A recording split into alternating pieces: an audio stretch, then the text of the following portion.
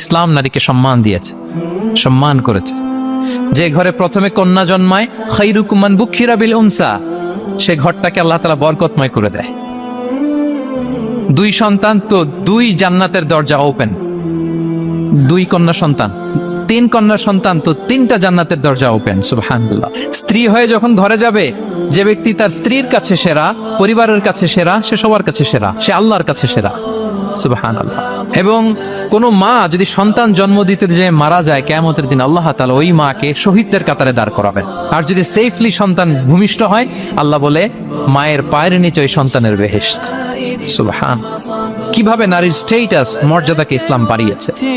এবং এই যে ইসলাম যে নারীকে যে ভিআইপি হিসেবে কনসিডার করে, হ্যাঁ, ইসলামের দেয়া নারীর ড্রেস কোড নিয়ে আমাদের অনেকের কত কথা, কত ক্রিটিক।